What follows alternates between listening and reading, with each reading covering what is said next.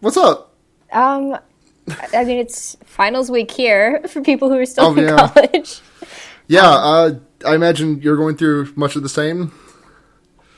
Yeah, it's I don't Other end of the other side of the fence, though. the other side of the table. Yeah, exactly. I don't really give exams, but certainly final papers and projects are going to be coming in the next few days. So it's actually a little bit of a lull right now. I'll get the deluge starting on Wednesday. Mm-hmm. Did you get a chance to did you teach weird cinema again this semester? No, and so that was a senior seminar, probably a one-off thing. Although I guess there's a possibility that I would redesign it as a more of an intro class, and then offer it maybe in every other year or something like that. But I teach weird fiction still. Right now I'm teaching classical Hollywood cinema and then a feature screenwriting course. Wow. That is so neat. That sounds, yeah, no, it really is. Like everyone else we've had on this show is like either in college, a recent graduate of college, or like didn't go to college. Sure, and like, yeah. And you're just like probably the most accomplished person we've had on the show. Well, maybe in certain spheres, right? Yeah. I guess it's all relative, but yeah. But yeah, so did you said, sorry, did you say this semester you're teaching Hollywood cinema? Yeah. We just finished up classical Hollywood cinema, and I rotate that. That's every other spring. Right, yeah. I think I took that before you were at Clarkson, I remember. Probably from Professor Bailey. Yeah. Right. We can't really get into that on the show because that's going to be just like a little bit too foreign. Right, inside baseball, Clarkson. right? That's not what we want. But yeah, no, that was a really interesting class. I made a really embarrassing student film that I still have access to as part of the final project. We might put that in the show notes. Excellent. So Blair, are you? I know this was like up in the air for you for a while. Are you done this semester, or do you still have one more to go? I have a whole year to go. I thought it was going to be done next semester. Oh no, and then everything just went to hell, right? Yeah, because the math department doesn't want me to take my minor all in like the span of 2 semesters. Oh god. So I'm kind of struggling with that, but yeah, red tape's a nightmare. Yeah. But that's life sometimes, Sometimes it just be like that. Sometimes you just got to do the whole 4 years. Sometimes. And where are you, Blair? I'm in Minnesota. I'm at the St. Cloud State University. Okay, So, yeah. Yeah. A grip from where you're at, but that's cool. Right.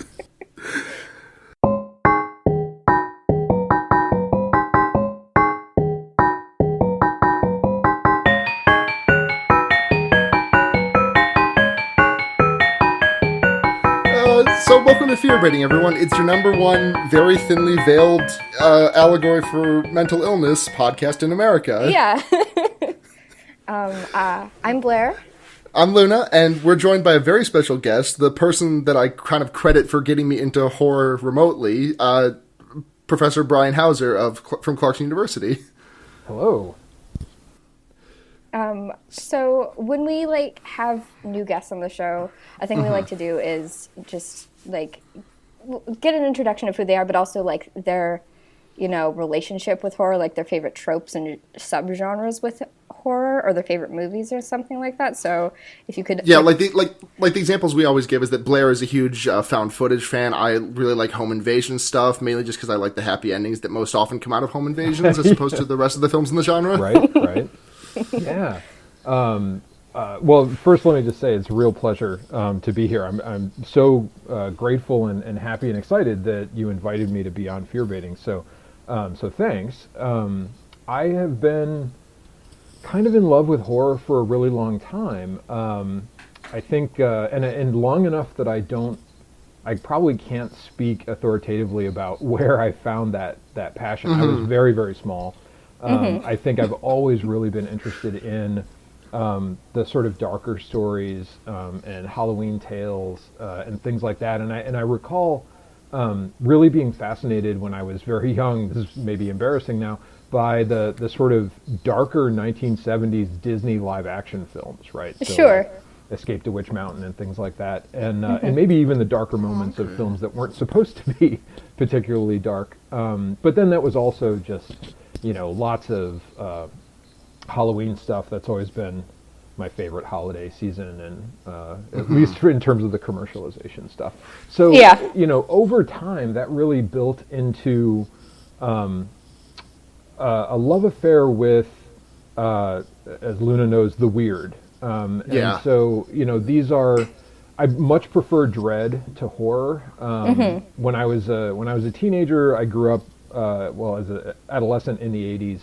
And so certainly, I watched my share of slasher films, but they never really appealed to me in the way that other maybe more complicated, dread-filled, and I thought accomplished cinema really was, right? And so, The Exorcist and Rosemary's Baby, and John Carpenter's The Thing, which I know you've done, films like that really were the ones that scared the crap out of me, but in a way that I wanted to keep coming back to. And so that over the years also turned into a real interest in the literature on which a lot of that is based. That's really where I am. I have probably a sort of fairly broad knowledge about horror in general, but that's my corner of it. Sure. Yeah, that's kind of fascinating to think about, because it's like being interested in a certain feeling that horror evokes, I think is pretty neat. I don't know. I think I appreciate the idea that someone is studying horror in a sort of academic context, because I feel like it kind of gets segregated to a sort of low art kind of section. Not across the board, but in a lot of cases I feel, there's a lot of schlock out there. But I think there's a lot to say about schlock, There is. Yeah, there is. we dedicate the entirety of October to it. Yeah. But yeah, there's I think we've talked about this before, I know, but the reason that horror, at least in my opinion, gets kind of relegated to that sort of low art, quote unquote, is because there's not a lot of budget. You can't it's hard. Budget is a thing. You can't make it big, and you can make a big blockbuster action movie. I'm not saying that's high art, but I'm saying it's a big art.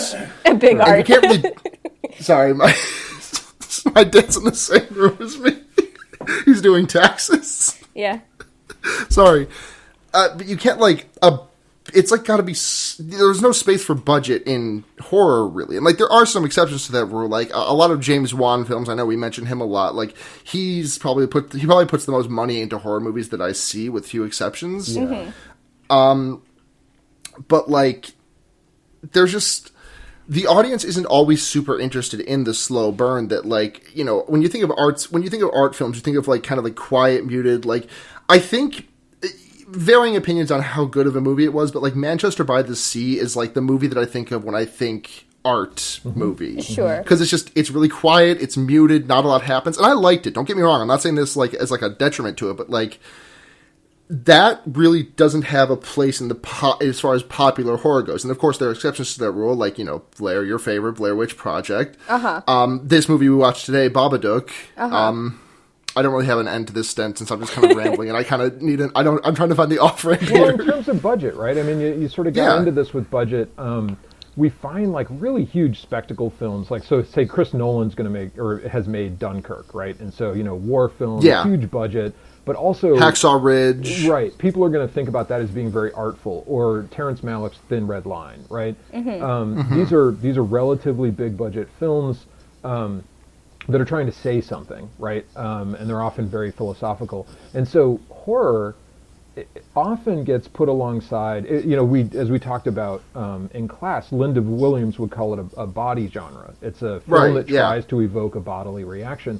And so it gets relegated to the same kind of low status, frankly, as pornography, right? That is interested in sort of titillating or arousing.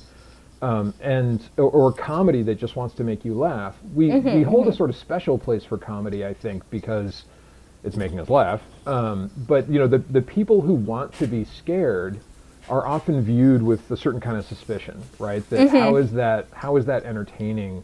Why would you want to do that? You need to explain it in ways you don't need to explain why you might want to laugh.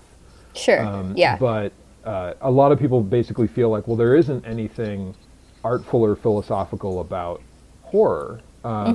and they And might. sorry to interrupt. I just wanted to like get this point in before I forget it. Like, and like it's kind of hard to quantify why it. Like, I never understood it until I started liking horror movies. That like I never until I was like 20, 21 years old. I didn't understand why people would like want to be scared by horror movies. But now I totally get it. I could not put it. You put a gun to my head. I could not tell you how or why I enjoy it. But like, it's easy to explain why you want to laugh. There's like a billion reasons, but I can't explain why I would like to be scared. You know? I mean, it's fun, but it's, I mean, again, I probably fun is could like with such like a a subjective 5 year term, you know? Yeah. Yeah.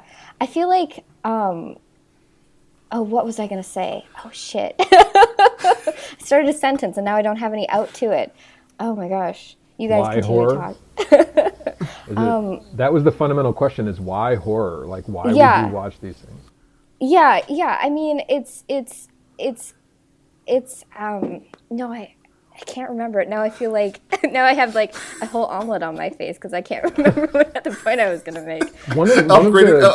Upgraded from an egg, just like you're like so embarrassed that like your face cooked the egg too. Yeah, no, exactly. Like threw some like chopped up some like green peppers and onions and tossed that in there. Oh, it's Yeah, fully, no, Southwestern exactly. embarrassment. I see. Yeah, Okay. No, yeah. That's excellent. So one of the clear answers, not clear answers, one of the answers that people often give to that, right, is that it's safe. It's a roller coaster, right? Like you're scared when you're on a roller coaster, but you know that you're absolutely safe. And so that's the point. And so you go to horror movies and you're scared at a horror movie because you know you're not actually in danger. And so and then there are people who say that we do that in order to not really conquer our fear, but to sort of to face it in a certain way, right? To engage with that fear. And I'm not necessarily convinced by these explanations, but they're given pretty often, right? That these are the kind of go-to explanations for why people enjoy horror. Yeah. Right. I think there's a sort of like aesthetic sensibility to horror, and it's obviously not shared amongst like the entirety of the genre of horror, but it's like kind of like the uncanny is so attractive in a sort of way because it is unfamiliar, you know? Wait, you're saying you wouldn't apply that to Cannibal Holocaust? I think uncanny can exist in all sorts of different ways and different manifestations, you know? Yeah. But I think just like the fascination with something that's unfamiliar and I think is what attracts me to horror specifically, because it's kind of examining the world in a sort of like, you know, altered way, you know? I like things that are adjacent to the world we know, but like slightly off. I think that's so interesting. And I remember the point I was going to make. I feel like kind of the tides are turning and as far as like horror considered like not having messages other than like to get a reaction out of its audience. Yeah. I mean, a really obvious example would be Get Out, which came recently, which has a lot of like socio-political, you know, implications that come along with it. But I think metaphor, like, always, like, not always, but often has a hand in like horror movies. And we also have like The Witch came out, which relies really heavily on atmosphere and stuff like that. Yeah. So God, Get Out was so good. yeah, so I'm just thinking about that movie again, and God, that was a good movie. So I don't know so much if like what we're creating is changing, though. I mean, it is, but I think the perception of what we're creating is changing. Yeah. Yeah, I think that's true. I think you're right. And I think we're creating, or there are people who are creating smarter horror. And that's not to say that we're not getting, you know, blood fests, because I think we do get blood fests. But it does really feel like we're in a period that is a lot more similar to the 1970s in terms of some of the horror that's coming out right now. That you know, I really do think the stuff that James Wan is producing they're really kind of explicit throwbacks to the mid to late 70s. I think Get Out is pretty similar in that way, right? And so it's we're out of, you know, we came out the other side of torture porn in a lot of ways, I think, right? So we came out of that very, very drippy and disgusting tunnel. Yes, we are sliding across the linoleum, and one wonders if you're going to stop, right?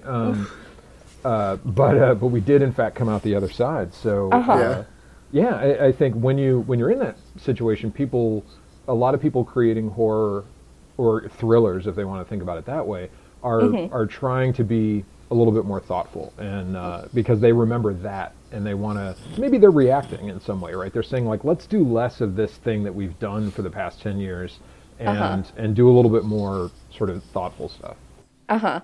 It's interesting that you mention James Wan evoking more 70s horror, because I feel like he does, but I think also his earlier works, which is, the Saw movies, I'm pretty sure he had a hand in the first, if not all of them, were pretty explicitly torture porn, and I feel like they were not like the only ones that were doing it, and certainly it was happening sooner, but I feel like it kind of kick-started this idea of like horror as just like grotesque, Yeah.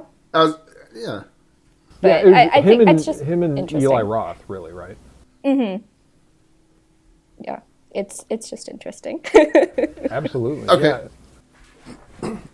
Sorry, I didn't mean to cut you off. Did you have some? No. Okay, Please cool. go ahead. So normally we would talk about like stuff in queer and horror news, but like there's not really anything except for Outlast 2 came out, and I don't really want to talk about that game because it's bad. I mean, I got really nothing to say about it. So you want to just move into the movie? Yeah, let's. Sure. So this week we watched a Babadook, a Babadook. The Babadook. We watched a Babadook, a singular Babadook out in the wild. Yeah. Just the one. Just One the of Babadook. Just the one. Yeah. But we watched the Babadook, which ever since taking your class, Brian, I kind of think of it as part of like an unofficial, unintentional trilogy of incredibly divisive horror movies from the mid 2010s. Yes, exactly. Because it's this, It Follows, and The Witch. Yes, you're exactly. And I'll concede that I still have yet to see The Witch, just because I'm terrible at like finishing my queue of like everything. I've got like a billion movies on my backlog. One day we'll watch it, Luna. Yeah. It's unfortunate we can't do it for the podcast since you already did it in a week that I was gone. Yeah. But I digress. But yeah, I lost my train of thought again. Oh no. Sorry. Divisive horror. Yeah, right. Divisive horror movies where it's like I've seen so many people whose opinions I very much respect when it comes to movies. I've seen people love those three movies, and I've seen people whose opinions I very much respect hate those three movies. Yeah.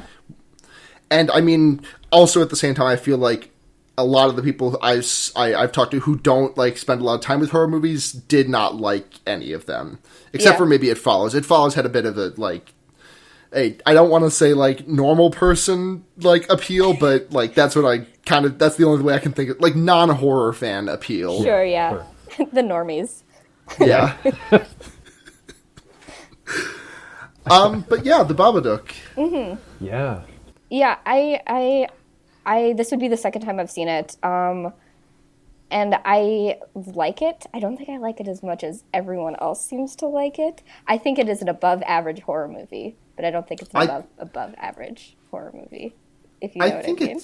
I think I think I hold it in a little bit higher regard than you. Mm-hmm. But I mean, we'll get into the specifics. Yeah, I just kind of have to give I have to give a fair amount of credit because like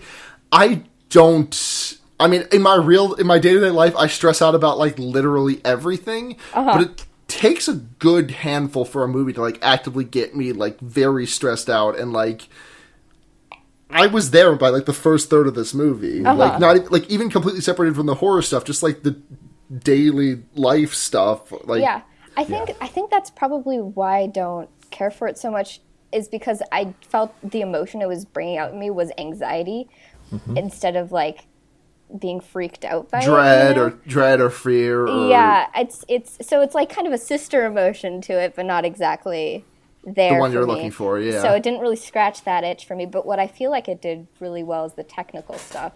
I felt like visually, it's a really compelling movie. But let's get to the meat and potatoes of the actual the plot stuff. Yes. So it opens, like, the opening scene is amazing in this movie. I think it's one of my favorite scenes in the whole movie. Essentially, like, just trying to like communicate that our protagonist was in a car crash in this sort of really slow moving sort of way with a lot of contrasting like bright lights and stuff like that. And then she eventually like falls very slowly onto her bed, kind of evoking that feeling of like when you have a dream that you're falling, you know. It's kind of reminiscent of the way that like a stage, like a set in a stage play, kind of Sure. like assembles itself as like the lights are coming up, and Yeah. like you see like the pillars going in, like the arches, and like you see like the stage hands running off. Yeah, I know exactly. Dressed in black with top hats and pointy fingers. Yeah. This is my favorite stagehand. Oh, best in the business, but you cannot get a hold of that man. Yeah, no, exactly right. He'll find you though. If you need him, he'll find you. That's right, and then you won't be able to get rid of him. He's got a 30-year contract or he walks. So, God, I actually forget how this start. Like, I remember how the everything goes. I just kind of forget the order. Well, our main protagonist is a wife whose husband has died and is living with her son, who has a fascination with like stage magic and also like which is gadgets. Also, this kid actor is really good. Yeah, I mean, not good for a kid actor, definitely. There was points. Yeah, where no, I was I mean, like this kid was like absolutely believable as a 6-year-old. Like, yeah, no, exactly. I feel like the writing kind of failed him at points, but we'll get in. Yeah. Do you mind if I just jump around the plot, because I have kind of specific things I want to talk about? I've got no qualms. Okay, Yeah, cool. no problem.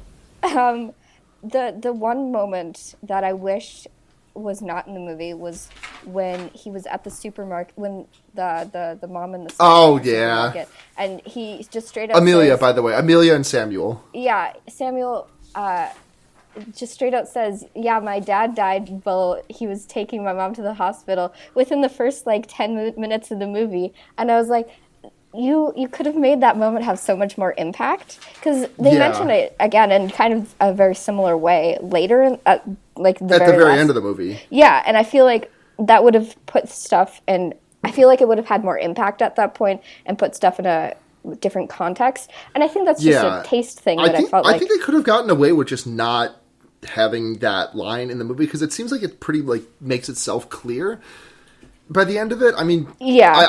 I have much. Yeah, I'm with you on that. I have like a much bigger gripe with the first mention than I do with the second. Yeah, exactly. Because like I was thinking about it at the end, and like I compare like so many things to this, but like I was thinking about it at like the death of Snowden in Catch-22. Did you ever see or read that, Blair? I read most of it. Go ahead. But the Snowden thing is just like, Snowden is this former fighter pilot associate of the main character Yossarian's, and there's just like there's like very vague references to his death throughout the book, and it's just like kind of like not Snowden, Yossarian's like weird kind of like traumatic flashbacks to this man. Like it's eventually revealed that he just like bled out in Yossarian's hands. Like Yeah, exactly. he like got disemboweled in Yossarian's hands. And it's just like these vague things until you just get the whole meat and potatoes of it at like on like page 440 of 470. Yeah, no, exactly. It like And like I was thinking about it like that, and then I was like, wait, no, that doesn't work because they said it in the first 10 minutes. yeah, I don't know. I feel like it's planting and then like, you know, like payoff, which it just didn't stick the landing in a way that satisfied me. Sorry, did I interrupt you? Were you going to say something? Well, what I was thinking of saying along the line was just that I think there's a different dance going on with that information. And I could sure. be totally wrong about this, but so I think a lot of this has to do with character establishment. And when we get the repetition with Samuel, Amelia says of Samuel, right, you know, there's no filter. He just, whatever comes into his mind, he Comes to his says. mind, yeah. And Yeah, exactly. this is, of course, a point of anxiety and stress. But it's also like that's who Samuel is. But we also, so the thing that Jennifer Kent, writer director, has to do is she has to make Samuel super annoying, but then she also has to make Amelia empathetic, right? Like we need to be able to identify with Amelia because we're following her more than we're following Samuel. Like Samuel is a kind of emotional antagonist for us for a long Right. time, and so there needs to be a reason that we both like, we want Samuel to be better, and we want him to be okay. Like, we don't actually want her to kill him, right? Because you got to be careful about this stuff. People will just be like, let's kill the kid, or like, let's get rid of him as soon as we can. And so, but you need to feel her stress, and it needs to be real. And so I think having him say that in one of those moments of social awkwardness, it both creates the awkwardness, but then also it lets you know that she equates or conflates Samuel with the death of her husband. Yeah. Right? And so, like, there's no way to pull these things apart. There's nowhere for her to run. And it's so, I think, important to not only their relationship, but also then the relationship with the sister Claire. Yeah. And so I totally understand what you're saying. I'm not sure that it wasn't supposed to be a revelation necessarily, right? Yeah, I think I agree with you that it wasn't supposed to be a revelation, but the way it was, like, when she has the visions of her dead husband, like, it kind of feels like it's like the fact that it kind of is dancing around it and not directly referring to it kind of feels like they're building up to like, I'm kind of, not to fence sit here, but I kind of feel like I'm on both sides of this, because it feels like it kind of is, feels like it kind of isn't, and I'm having a hard time deciding because I'm indecisive. Yeah, well, I actually have. I'm sorry, go ahead. Yeah, I actually have no problem with Samuel, like, outright saying it. I think, like you said, I think it's an important, like, character decision for him to. I just wish it wasn't so early on in the movie. I feel like even if it wasn't supposed to be a revelation moment, I feel like it would have, I don't know, I felt like it would have been more personally satisfying for the audience if we had a measure of mystery to the specific source of the tension, other than the fact that the husband is dead, and then had more context later in the film. Yeah. You know? Sure. Yeah.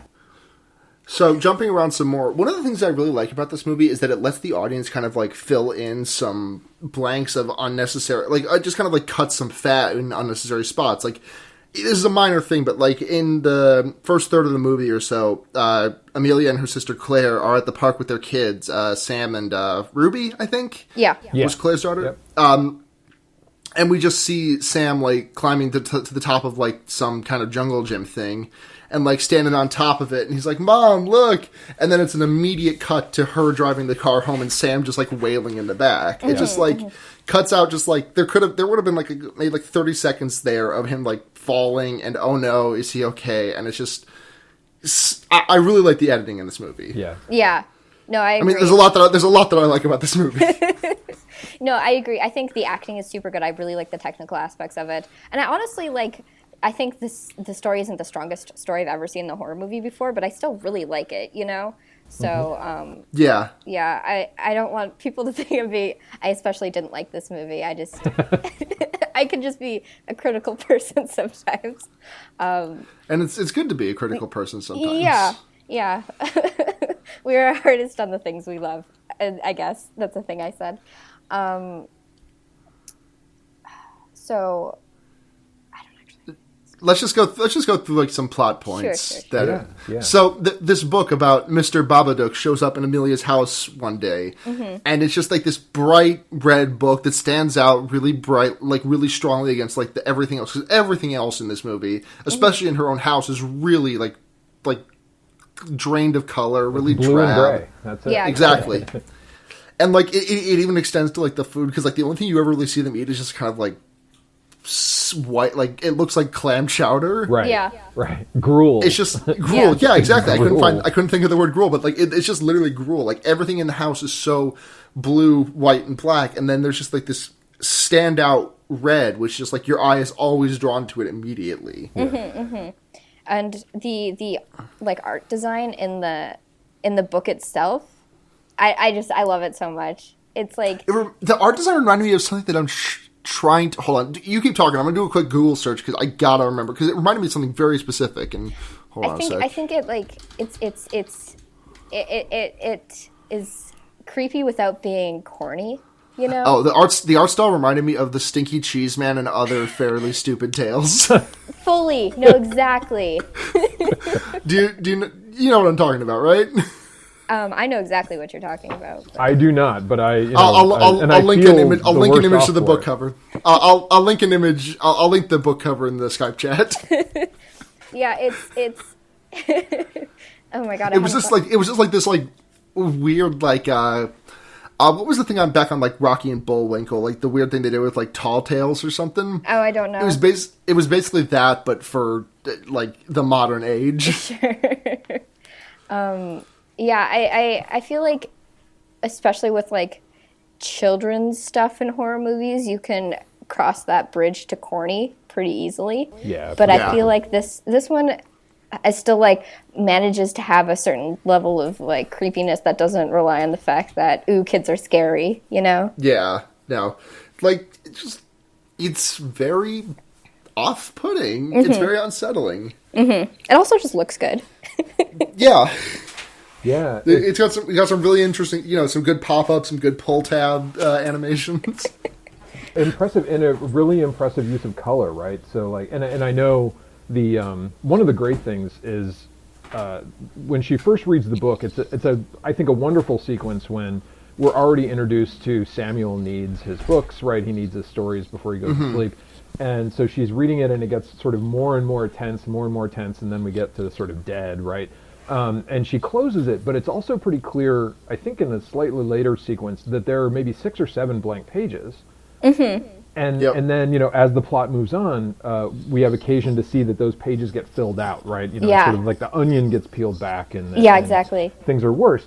But in those new pages that happen, that's where we get the sort of throat slitting, right, and the blood gushing, and just the color contrast between the charcoal and the more or less off-white pages, but then that really stark crimson. It's really well done. It really is. It reminds me a little bit of Blair. You know the game Mad World? I don't know it actually.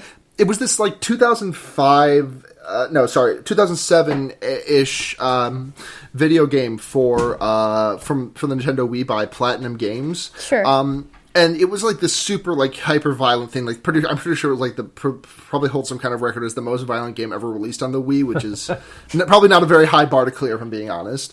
But the thing is, the game used 4 colors. It used black and white, which were the primary things, and that was like cell shading. Mm-hmm. It was all cell shaded, no outlines, no nothing. It was just all that. Then your user interface elements had like your health bar, your pickup items, your like messages from the system. Those were yellow, and then blood was just red. That's the only 4 colors that were in there. It was an okay game to play, but like visually, it's absolutely stunning. I'm gonna see if I can grab a screenshot or 2 of it. Yeah, I mean it's using color in a really mindful way, I think. Yeah, which this, like I said, I mean we've mentioned this before. This movie does really well. Like it's super mindful about what it's communicating visually without, and not like verbally, I guess. It really takes advantage of the fact that film is a visual medium. The production design and the art direction is really, in a lot of ways, superlative. I linked a screen cap from the gameplay. Mm-hmm. Yeah, and we'll have all these images in the show notes, so the viewers aren't just scrabbling for them. I think my favorite scene in the movie is definitely the cockroach scene where she's like pulling back the refrigerator, and finds this hole in the wall, and like the service workers come in, and then she looks back and there's like no hole in the wall, and she kind of has to grapple with that for a moment and try to. I think it's such a perfect like example of like of like kind of losing her mind and trying to keep up appearances in a certain way, especially with people with like. Not political power, but like a certain level of bureaucratic power, I guess. No, they have state power. Yeah, they could take Samuel away. Yeah, exactly. Right. Yeah. It's interesting. Like I when you say that, I'm like, yeah, but then I always remember thinking like when I watch it, I think I'm always disappointed with that scene, and I think my disappointment just stems from. I think it's bugs. Oh, sure. Yeah. I'm kind of thinking about that because, like, I just remember that. And I'm like, there really wasn't a payoff to that, was there? Well, there kind of was. You hear, like, cockroaches show up in the car again. Yeah. Exactly. And then that leads to the really creepy scene of her just sitting in the bath fully clothed. Yeah. And then we sometimes hear like the skittering of like cockroaches when the Babadook like is around. But I totally get what you mean about it just being bugs, you know. And I'll step back one more time, because as you were talking about the ways that it pays off, I think it also pays off just in, and I won't, we don't have to jump all the way to the end, but like the ways in which creepy crawlies become really significant by the end of the film. Oh, sure, yeah. And so like I think that's one kind, right? So we have this kind of relationship to bugs that's built over a number of different sequences. So I'm totally stepping back from what I said. Like my visceral reaction is just sort of like, bugs. Like, you found a way to put bugs in. But actually, it turns out that it's a lot more thoughtful, and that it does kind of pay off, I think. That's really cool. Nice. Yeah, no, I didn't think about that. Oops. It's cool. That's why we have three different people I hope my like hands to the side, shoulder shrug was like audible in that. I could see it in the stage directions. Okay, good. Just make sure you're following the script closely. Exactly. I want to geek out just for a second. Go for it, please. Because this is a horror film where we're introduced to the idea that apparently late night Australian television is the best television anywhere on the planet, right? Like so if you fall asleep in front of the television, you will be treated to like a movie marathon of Georges Méliès, right? And some Mario Bava, right? Like just like these awesome clips, and of course like news about a mother who murders her child, all kinds of fun stuff. But this allows Jennifer Kent, right, to sort of say like, and we have all of the trick photography from Georges Méliès from 120 years ago, and then we have Mario Bava, and when we have that sort of the sequence from Bava's Black Sabbath that's on the television, the scene that comes after that, right, is like it's almost like an homage, right? It's like really similar to the scene from Black Sabbath that she's sort of watching on the television, right? And so Kent gets to sort of be a little meta, she gets to sort of talk about horror films and just movies in general, like movie magic, using the same piece of technology that like Samuel is using to learn about stage magic. Right. Yeah. Just like such cool stuff. But the other thing that I'd throw in, and I want to say, like, having done a little bit of homework, this is all the gold mine that is IMDb, right? It's not just sort of sitting there thinking, "Oh my God, that's Black Sabbath." Okay. So the design, we were talking about the storybook design, but the design in general for the Babadook is taken from a really one of the most famous lost films of all time, and this is Lon Chaney's London After Midnight. This is a sort of horror film thriller that comes at the height of the silent film era. So it's 1927, right? It's like right at the time when we get the transition to synchronized sound. But it's like the mid to late 20s is really when you're just like cranking out amazing masterpieces of silent cinema. And London After Midnight is this film that we don't have, right? We have stills from it, we have production stills, and it looks like, Chaney's makeup is absolutely terrifying. But, go back and look at it, and just like those images you're like, oh my God, yeah, that's totally the Babadook. Yeah, I'm looking at the Wikipedia page right now. Here, Blair, I'll link you. So cool. But yeah, it just is right. It's just so clear. That's nuts. Jennifer Kent got together. I'm pretty sure so Alex Holmes is her art director and production designer, and Alex Juhas is a graphic designer who designed the book, the Mr. Babadook storybook. And she got together with them, I'm pretty sure, and said like, okay, I want the Babadook to basically be Lon Chaney in London After Midnight. And it's such an evocative image and sort of character profile to use, this sort of dark, mad-faced guy with spiky hair and a top hat, right? And it's amazing. Yeah. It's dark Willy Wonka. Yes, yeah, no, exactly. Evil Gene Wilder, right? Who would also be played by Gene Wilder. Like Gene Wilder would absolutely play both sides of the coin there. Yes.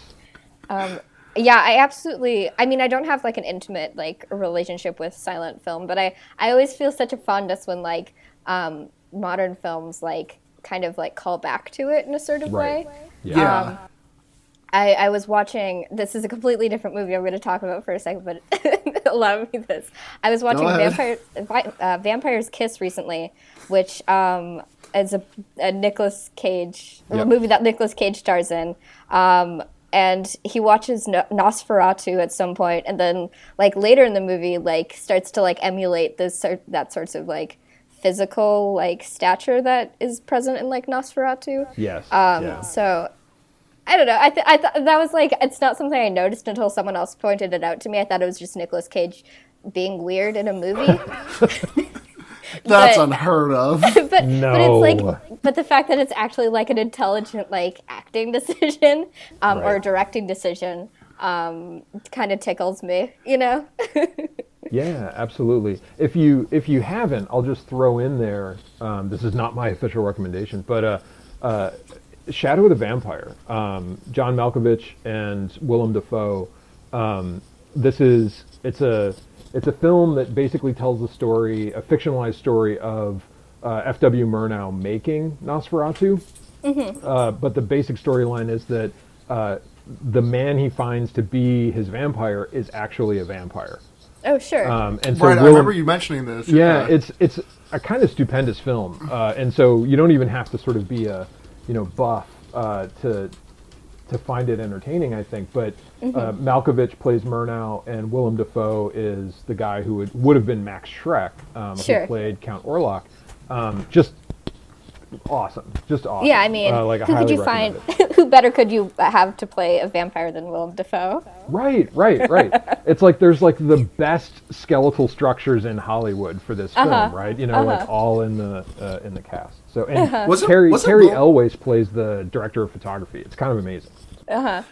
Wasn't Willem Dafoe a vampire in Darksiders or whatever that movie was called? The one about like vampires, like vampire capitalism? I don't know. No? Maybe. Never heard of this one, huh?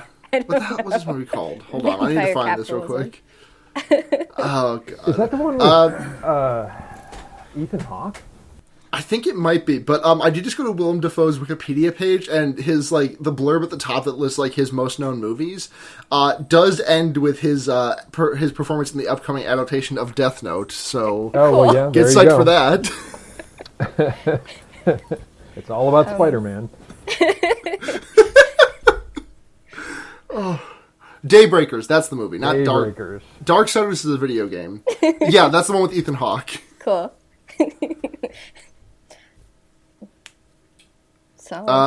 So anything else we want to cover in Babadook before we just like go to the conclusion? They kind of talk about its relationship to mental illness, because that is a big part of this that I do want to spend some time on. I mean, yeah, I do want to talk about the third act, but I think we would probably talk about a lot of the third act in that specific discussion. So yeah. So I'm just like trying to keep us moving because Brian does have an engagement at 8. Thank you. Thank you. So let's move on to that, like the end of it. So it ends with this like big, long climactic scene, like that lasts like what, maybe 15, 20 minutes? Sure, yeah. Of her just kind of like slowly slipping and losing her grip on everything. Like in my least favorite scene in the entire movie, and probably my least favorite scene in any movie we've watched for this show, she breaks her dog's neck. Which, I mean, I'm just kind of always bummed out by that stuff. Yeah. So that was kind of sad. She is like threatening Samuel, like she's got a knife in her hand, like, and then I'm sorry, I'm completely losing myself. Well, it's kind of like a back and forth between her and Samuel for a while, eventually to the point where he runs down to the basement, trips her as she's falling down, and eventually like hits her on the back of the head, which knocks her out. And then when she comes to, she finds herself like tied up on the floor, kind of like haphazardly because it was done by like a 6-year-old child. Exactly. He's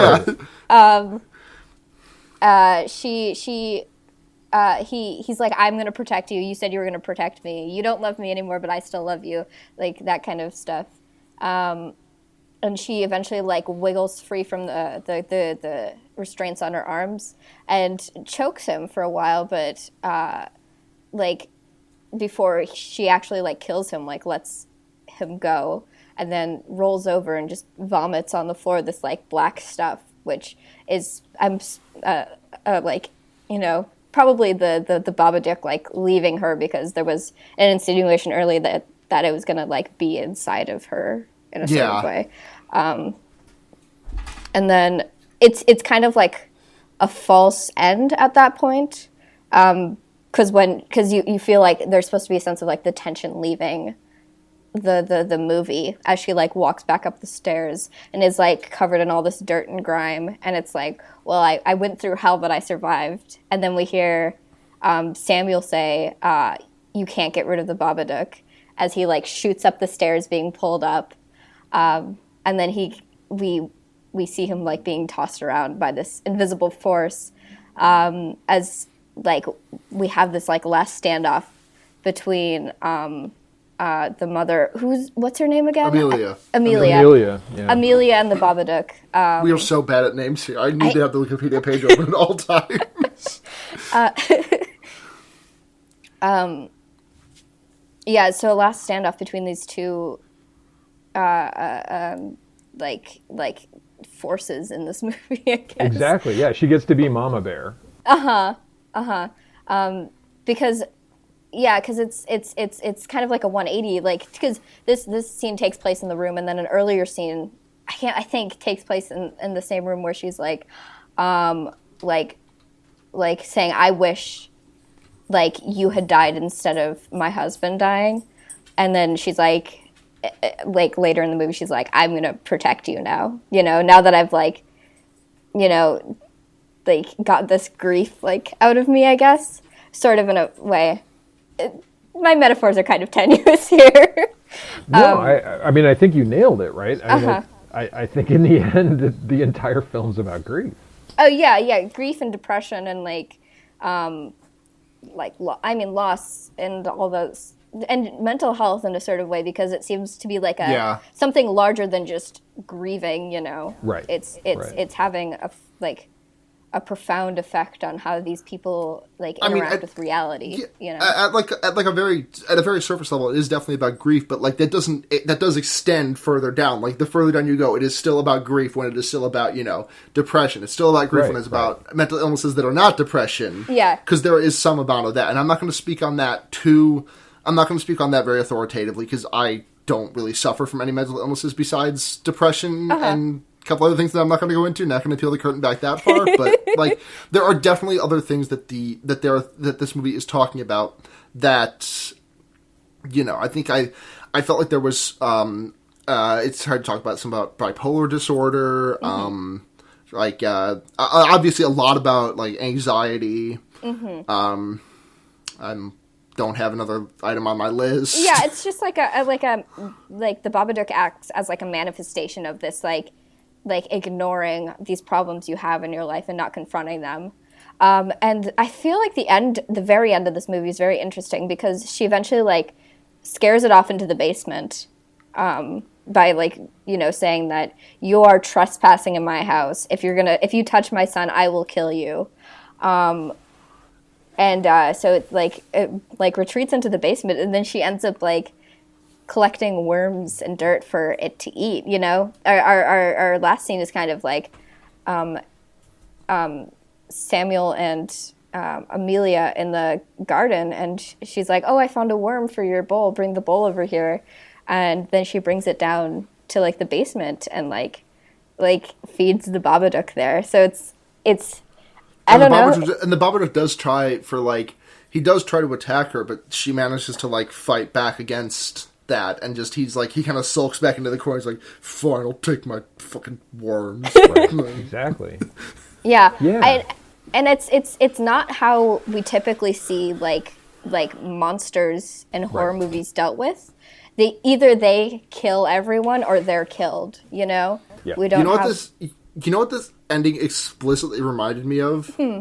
the ending of Shaun of the Dead. Oh, sure. Yes. Yeah. Where Nick Frost is like chained up in Simon Pegg's basement, and they're just still like friends, even though he's a zombie. Right. They're sort of almost a pet, right? Yeah. But I mean, pet not in the patronizing way, but in the like, I love you, but you're also an animal, and I need to keep you chained up, sort of thing, right? You know, like I'm going to crate you at night or something like that. Yeah. Yeah. It's like self-care in a sort of way, you know, if we're gonna like accept the pretty overt, you know, like metaphor that is like, you know, like grief and depression and stuff like that. That is the Babadook, and like not eradicating those negative feelings from yourself, because that's not going to help anything. It's acknowledging and trying to tend to those emotions instead. Yeah. So I felt I really liked the ending because I felt like it had a really unique energy that you don't really have from a lot of horror movies. Yeah. Yeah, it did, and I think this is a lot of what some people reacted to really poorly, right? That I think this was. I don't want to talk about it as an opportunity, but this is, people would say like, I don't like that, you know. It was and maybe it was, they felt that it was too allegorical, you know, that it wasn't just a monster that then we could sort of talk about. This was, as we were sort of saying, the surface level of it is fairly explicit in the way that they present it. But it's, I think, the complication of you can't get rid of it. And Samuel, you know, says, "Can I see it?" And she says, "Well, you will when you're older," right? I mean, there's so much about it that I think is handled really well. Yeah. And in as much as, or at the same time, in that very scene out there in the garden, we get to see Samuel sort of doing his magic again, but this time his magic creates life. Yeah. Right? And it doesn't actually create it, but it makes it appear, you know? Yeah. And so there's this really nice arc with regard to the tricks that he's doing. It's a little brighter, but it's still kind of muted tones in terms of like the visual palette that we've seen. But yeah, that sort of like, we keep our darkness locked in the basement, and it does still have power over me. Like, we haven't conquered it, but we're more in control, right? Yeah. And that's really that seems to be the sort of upshot. Yeah. I feel like I've come out of this discussion with a deeper appreciation of this movie. Yeah, I mean, yeah. Congratulations, you've met Brian Hauser now. That's how. Like, not to sound like too flattering, but that is like genuinely how I felt walking out of every single class of yours. You totally schooled me on the bugs. Like, we worked through the whole bug issue together, and I really appreciate that we did, because you know, that was the part where I was like, oh, that's kind of a flawed, but we totally worked that one out. So thank you. Cool. Are we satisfied with our discussion? Do we want to dive into ratings for this movie? Let's go. Want to go into ratings? Sure. Blair, unless you have anything else you're thinking of, I'm thinking we do this one on a scale of bowls of gruel. Bowls of gruel? I am completely satisfied with that. All right. So on a scale of 0 to 5 bowls of gruel, I'm going to go ahead and give this one like a pretty good 4.5 out of 5. Yeah. I really liked it. A lot of stuff about this movie. Like, this is just... I'm going to come back to this again in a couple of months' time. I say that. I hope that I actually will, because I've said that about a lot of movies and I have failed to.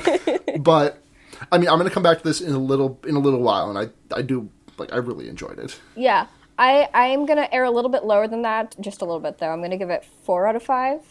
Bowls of gruel. I like this movie, and I definitely have a deeper appreciation for it, but I still feel it's, like, above average, you know? Wow, you've made it difficult, and so I'm going to try to split that hair by saying it's 4.5 bowls of gruel, but at least 3 have sedatives hidden in them. And you know, I really love this movie. I really, really do. I don't. It's not perfect necessarily, and mostly in terms of the way that it, the feelings that it leaves us with. I think it makes us think more. I think it does really interesting things with feelings. I actually like the way that it uses anxiety as its baseline, because I do think that's relatively unique or relatively new before it starts getting to scaring us. But I think if there was a flaw for me, really, it's that some of those scares are actually kind of literally mechanical scares. It's sort of like the way that the visual special effects for the Babadook are done. I found them effective, like they worked, but it also felt to me like someone was throwing the switch. You know? And the other stuff felt so earned to me that those visual ticks seemed just a little bit less authentic. For even though they were really effective, they seemed just a little bit less authentic. But so good, right? I mean, these are really, really tiny quibbles. So I'm going to go 4.5 with a little bit of Ambien. Sure. All right. Sure. So now we're going to move on to questions from listeners. Cool. We've got two different messages that contain multitudes, I guess. Blair, do you want to pull up the email real quick and just check, see if anyone sent one there? Sure. Okay. So this first question comes from Tumblr user What's Up With Mew. They say, hey y'all, a couple of questions for your guest. I feel like this might be an overly simplistic way of categorizing things, but I was curious if there's any kind of agreed upon quote-unquote eras of horror movie style over the years, and what kind of tropes would classify a movie as being from one time or another. I was also curious about what kinds of innovations you see in the horror movie genre today, and where you think such films will go in the future. Lot in there one. There is a lot in that one. So let's see. So first, in terms of overall eras, I would sort of venture that the way that critics or scholars talk about horror film are only sort of tangentially about eras, and it tends more to be either about subgenre or theme, right? Theme or trope, and so people will talk about the sort of breaking off of the 1970s. Like the 1970s is where we really start to get more sort of shocking horror films, like Last House on the Left, right? And the films, the revenge films, really that sort of start building that. And then by the end of the decade, you start getting into slashers, which becomes a sort of 80s film thing. We talk about torture porn, and you can talk about these in terms of cycles of time, and you can identify when they fall. But it's less about like, oh, if this is a horror film from the 1980s, this is what it's about and this is what it looks like. It's really difficult to do that, because I think if you were to do that, you would never identify John Carpenter's The Thing that way. Like it's not, right. There's so many subgenres at work, right? So I think the classification generally is about subgenre and trope. It's sometimes also about the production unit. So people will talk about Hammer horror films from the UK. Or Universal films, Universal horror films from the 1930s. Sorry, my dog is interrupting. He really wants me to throw this ball for him. No problem. Anyways, go on. Yeah, no, absolutely. And then the second part was sort of about what was it? What things do we see more recently, or technological advancements? Is that? They asked what kind of innovations we see in the horror movie genre, and where you might think such films will go in the future. Yeah. I to answer this myself, I think that. Did you ever see Unfriended? I didn't. I actually was just at a academic conference and was at a panel where people were talking about Unfriended, and I was utterly convinced that I have to see it. You have to. It's as a horror movie, it's utterly just fine. It's passable. Right.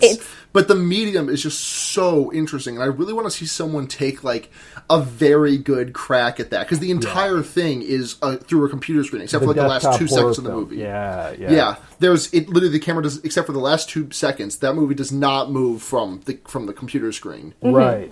And I really want to see like I want to see like a really good take on that. And like I'm not like Unfriended wasn't bad. It was just like okay. I feel like I think it's bad, but I still love that movie because, like I said, I feel like it's the schlockiest schlock ever. But it had such a special place in my heart because it is that. I don't know. It's just the platonic ideal of teen drama horror movies. Yeah, exactly. Yeah. There's I do want to see it. I am excited to see it. I remember listening to this paper and sort of seeing clips, right, and thinking to myself, okay, this is actually it's the blueprint that proves this is how you do horror in virtual reality. Because when you're put in that view, your emotional relationship with a desktop with all of these open windows is that you have control, right? And so it's the it's like whatever that film was, Hardcore Harry or something like that, right? Yeah, Where you're like, okay, Oh yeah. there's like, that's a particular kind of gimmick, and then there's also Lady in the Lake from, I think, 1947, which is an entirely POV film. And you're like, so I get the gimmick. The problem, though, is that my visceral response is that I'm in control. And when I find out that I'm not, I'm like, I don't want to watch somebody, I don't want to be trapped in somebody else's body, right? Sure. Or somebody else's point of view the entire time. I don't mind slipping in and out of it. But, I do want to see that, but I thought like, oh, okay, if you could craft that kind of horror experience in an interactive VR environment, that might be really sort of amazing. But I know so little about all of that. Oh man, now I'm just gonna be thinking about that all night because that sounds awesome. Right? Yeah, right? Wouldn't that just be great? I mean, there obviously have been some VR horror that have come out recently. I know the new Silent Hill game is apparently amazing. You mean Resident Evil? Resident Evil, not Silent Hill. Oh man, could you imagine? New Resident Evil game is it's evocative of Silent. Anyway, is a lot in. It has a VR mode that I hear is like absolutely terrifying. So, which is like neat, and I don't know. I feel like VR was kind of made to like scare people in like a horror. Yeah. I feel like those things are just so merry. VR just lends itself to a lot of things that you wouldn't think would be scary turning scary. Like this kind of reminds me like of like this is like 6 or 7 years ago, but someone uploaded a Flash game to a website that was just first person Pac-Man. Oh yeah. Right. It's absolutely horrifying. Yep. You just like you turn a corner and all of a sudden there's this giant blue mass that is just coming to you and will kill you if it touches you. Here comes this ghost. Yeah.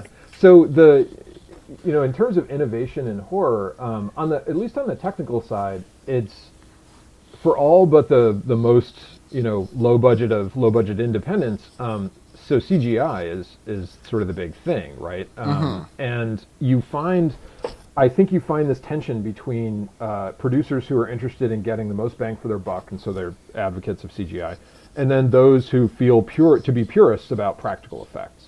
And so in particular, when we're in a scenario or in an environment where people like to do either reboots or remakes of one kind or another, perfect example is the 2011 The Thing, right? That's exactly where my mind technically went. a prequel, right?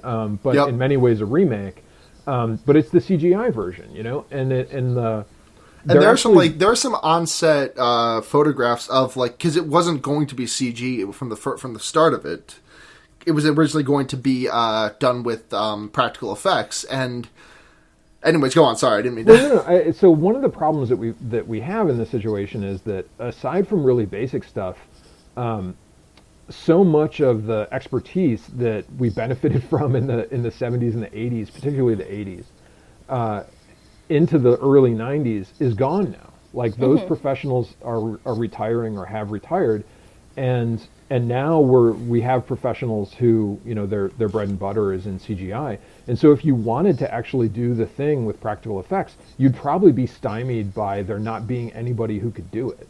Yeah. And it's not so much a question of the money necessarily, because that there's money to throw around for big enough properties that have a built-in audience, but the difficulty is like that expertise is gone. And so it's in that way it is innovation in terms of the CGI stuff, but it's also like we've innovated ourselves to where we can't get back to land, right? Like we're at sea in CGI, but there's no way back to land. But then I think this is what we're finding when you're talking about the sort of like polarizing horror of the mid-teens. We're finding a lot of people who are choosing to craft horror without using a significant amount of special effects. And they're setting up situations, and they're focusing on their writing, and they're building atmosphere, but they're not doing effects-heavy horror. And it's not that there aren't. I mean, there are a lot of I know you had Southland. You did Southland. Right. And so like even on the low end, you find people who do a lot of special effects. But I think what we're finding is that the really the sort of impressive and well-reviewed horror films most often have a lot less of that. They focus on their writing, they focus on their acting, they focus on their atmosphere. And so the innovations in some way are going back to the fundamentals of sound film and really working on quality and working less on spectacle. I feel like it's kind of backtracking in a way because there's a sense that horror overstimulates its audience. And it wants to, like, I think people are wanting to create something that has a cleaner feeling in a sort of way. Yeah. So I think it's neat. I think I'm a fan. I love. I like horror movies. Blair, 2017. my favorite subgenre that's coming out in horror right now is called mumblecore, which is like naturalistic conversation based, it's kind of evocative of found footage, though it isn't always, handheld. It's sort of like, was it last week or 2 weeks ago that we did They Look Like People? I don't remember. I think it was last week. Either way, Brian, have you seen that film? No, it's right on my queue, though. Yeah, I really highly recommend it. Okay. Like that movie was absolutely incredible. Yeah, it was really good, and it was that sort of like naturalistic dialogue. And it is like trying to like create a sense of immersion within like the world. Another really good example is Creep, which is found footage, but in a way that found footage hasn't been used, which I think is good because there's so many love letters to the Blair Witch Project that I think we need to that is my favorite movie, but we need to remove ourselves from that.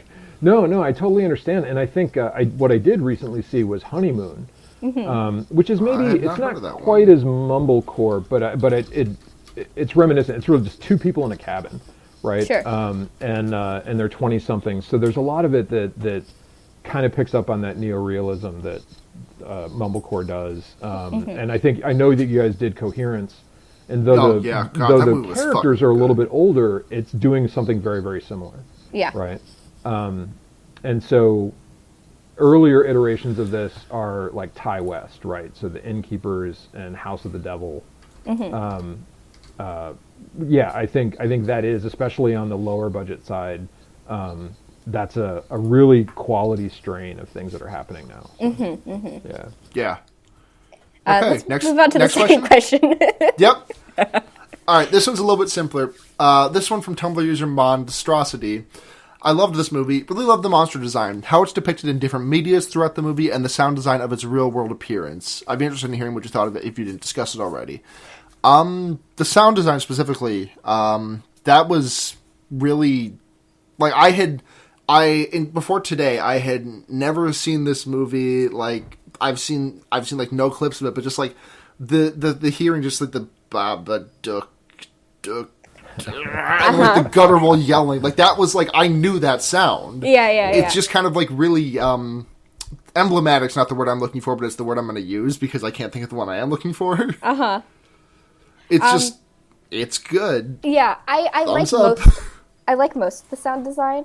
They use this one stock shrieking noise at like the end of the movie when like she's like staring into this black void and the Babadook is like screaming at her, and I was like, I have heard that noise so many times before, I wish you just made a new one because it totally took me out of the moment.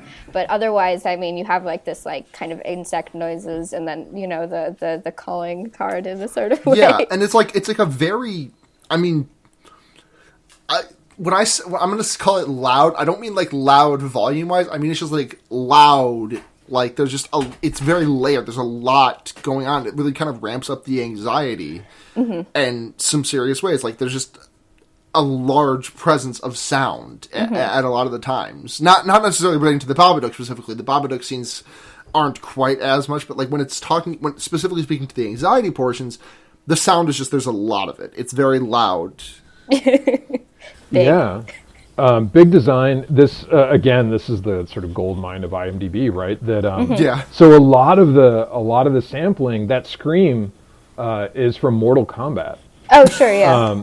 Right, and it's sort of where it was popularized. But then you also get samples from Resident Evil, UFO Enemy Unknown, and Warcraft 2, Tides of Darkness, right? So there's from my sense is that this is actually a sort of fairly unusual level of audio sampling from video games.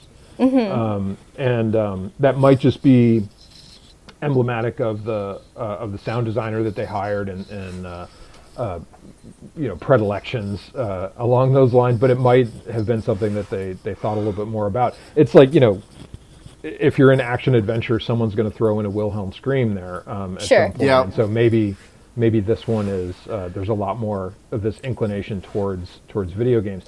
It's the sound design I like. Jennifer Kent is just such an accomplished filmmaker. I mean, even though relatively early in her feature career, she's just so solid. And so she thinks about visuals, she thinks about sound, she thinks about the ways that, and it's not just about fidelity. It's not just about these images would make these sounds. She really is trying to craft an emotional experience for the audience. And in general, like, granted, if you have a long time relationship with the screams in Mortal Kombat, then it might not land for you, right? It might not work out in quite the same way.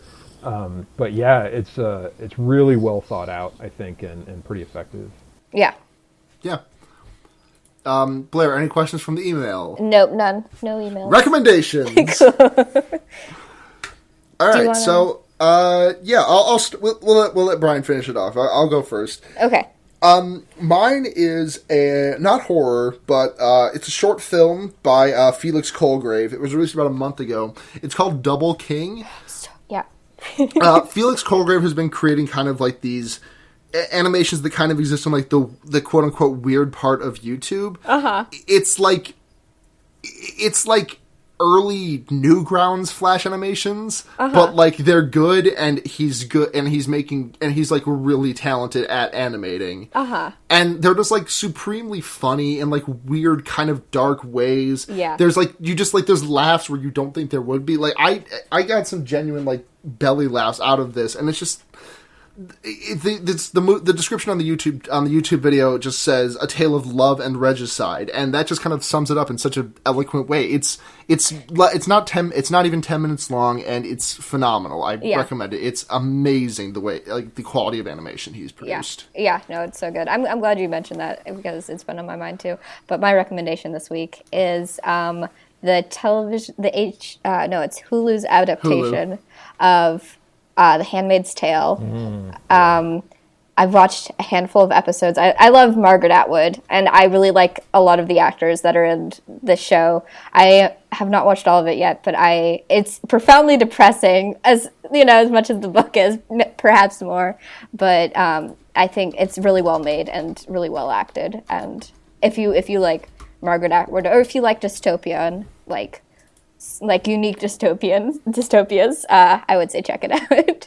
And who doesn't like dystopia? Right, exactly. Really, right? Especially in this day and age. Yeah, exactly right. Gotta get away from like the bright positivity of the world around me and just dig deep into the dregs. Yes. Yeah, the Care Bear stare of 24-hour news media, right? I thought about this, and of course Luna, I'm sure, will tell you that this is one of the worst questions to ask, right? A professor. It's not. I know you're not asking favorite film, but I know. Like, here are these 8 films that I think you should see. I did. I took a quick look. By the way, we're not going to hard and fast limit you to one. If you got like 2, you can go ahead and like list 2. I'll give you 3 really quick. 3. Okay, sure. So I think, just as your podcast probably should have it, and I think you guys would enjoy talking about it. You should probably do Rosemary's Baby. Right. Yeah. I love Rosemary's Baby. I would love to at some point. I would also add in something maybe less likely, but that you would have probably a great time talking about, is Nicholas Roeg's Don't Look Now. I would consider it weird cinema. It's probably not quite a horror film, but it's definitely strange, and what's going on is not entirely rational. But then we play with a pretty hard and fast loose of horror here. Yeah, sure. We did Donnie Darko, and we're probably going to be doing Gremlins 2 at some point. Oh, perfect. Okay. But then the third, and this is the special treat, right? The asterisk special treat. So Saul Bass's only directorial effort that I know of is a sort of sci-fi horror film called Phase 4. And it's about collective intelligence in ants. Cool. It's pretty amazing. It's amazing visually and sort of flies under the radar in terms of 70s sci-fi horror, but really worth your time. Cool. Awesome. Well, that's about the show. We're just about to wrap up, but before we do that, I want to thank you again for being on the show. It was such a treat to have you on, to have, to talk about all this stuff. Like, it was genuinely, like, so much fun. Yeah, this was a real pleasure. I look forward to maybe a chance to do it again sometime. Yeah. Yeah, we'll definitely try and work you back in sometime. Great. So if you have any, for the general audience, if you have any questions you'd like to send in, or if any comments you want to say, or if you have corrections, you can contact us at fearbaiting.tumblr.com, at fearbaiting on Twitter, or fearbaiting@gmail.com. Those all work. And Brian, do you have like any social media or anything people can like check you out on, or anything you want to promote? Yeah. No, I don't have anything that I'm promoting currently. I'm sort of, still working on the book. Maybe when that gets closer, I could come on again. And yeah, definitely. But little promotion tour. I mean, you could always just like say, people are doing college. Applications are probably already out, but next year, come to Clarkson. Yeah, absolutely. There's film to be done at Clarkson, and I'm definitely going to be here talking about weird fiction and weird cinema for a while. So. What I would say, right, the birthplace of Nightmare on Elm Street. That yes. If anybody has questions for me, they can certainly get in contact with Fear Baiting, and you guys can forward them to me. I'd be happy to answer. Definitely. Yeah, and that's. Oh yeah, go ahead, Blair. You can find me at bramblepelt.tumblr.com or Twitter at Blair Kitsch. You can find me at Chie Shadonaka on Twitter or chiesatanakas.tumblr.com. And thanks for listening to Fear Baiting, everyone. Yeah. We're going to have Brian say the line, which I'm going to put into chat right now. We'll cue you when you have to say this thing. So, I'm Luna. I'm Blair. Go ahead. You can put a fucked up guy anywhere. Thanks for listening, everyone. Good night, everyone.